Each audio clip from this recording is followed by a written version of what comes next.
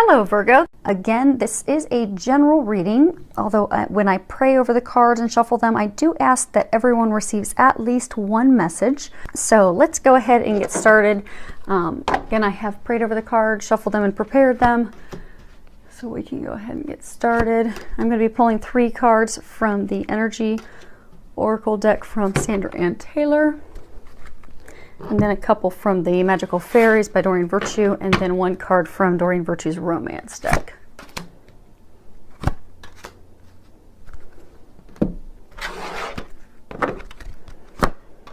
Okay, so let's see if... Okay, let's go ahead and get started. The first card we have is 14, Caring Connections.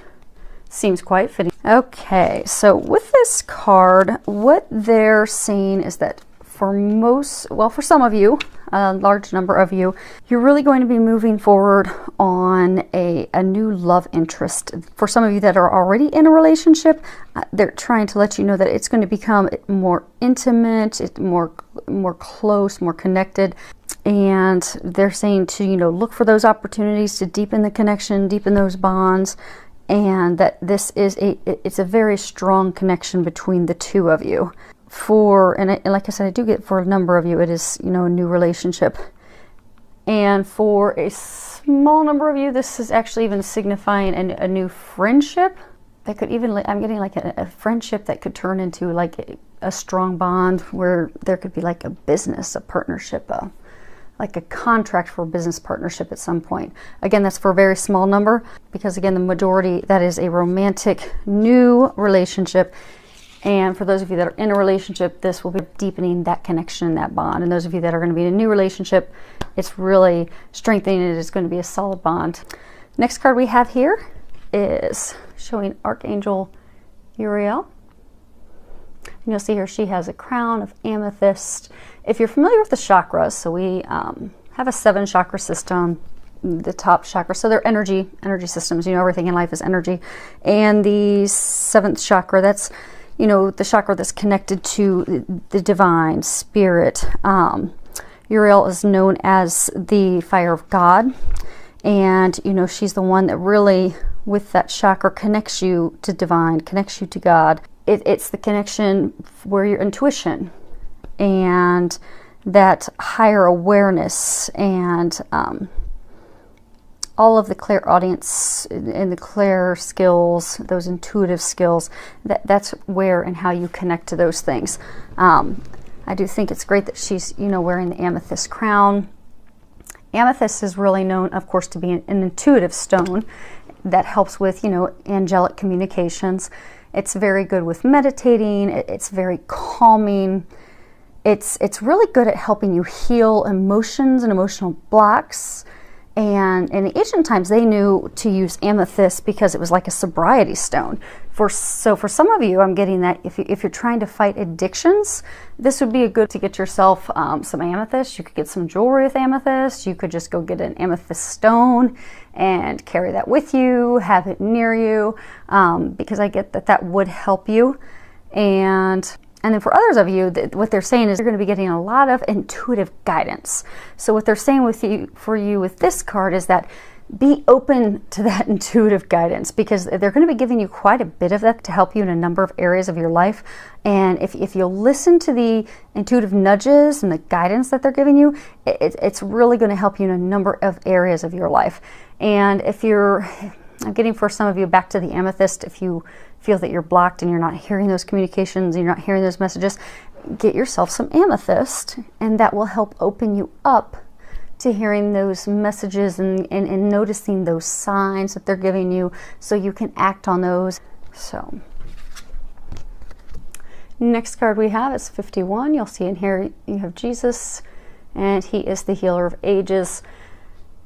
Regardless of people's religious, affiliation and background, I mean, Jesus is known as a very, very significant spiritual figure in our history, and he's known as love.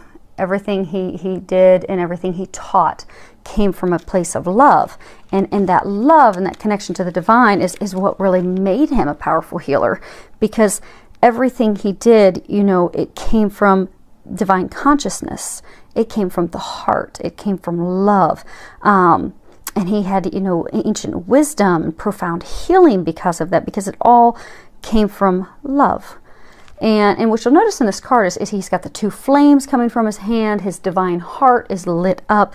And what they're trying to say with this card is that there's a number of you that you're getting unstuck, because all of those things that were blocking you are finally being removed. And I get that, you know, some of the big rocks have been removed recently, but I get that in a number of you can just feel deep down in your soul that there's a real deep level of healing taking place with you right now. And they want you to know that that's true. What you're feeling is going on. I mean, you really are right now undergoing some tremendous deep healing, and you're really going to start to feel yourself go through a miraculous transformation because of that.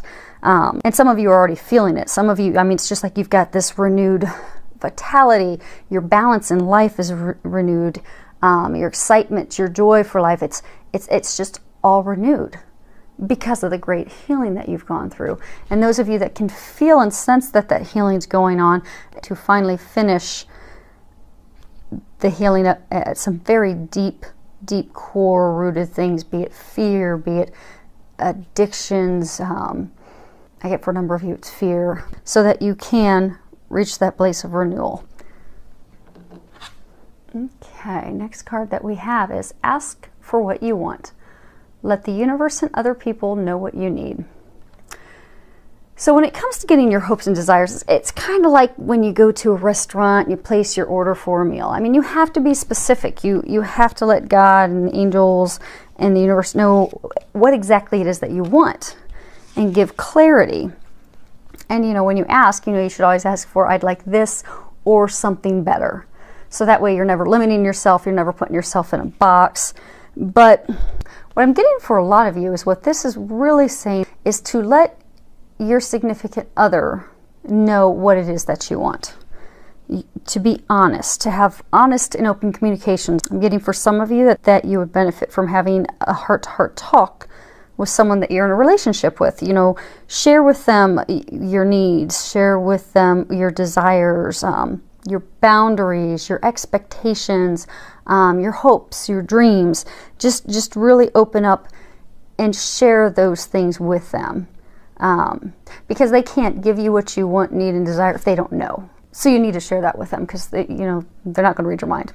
So this is a good to have those conversations, and expect a positive outcome. But I am getting people on all different fronts, even some of you with, you know, family members. Maybe you've been having some conflict with family members.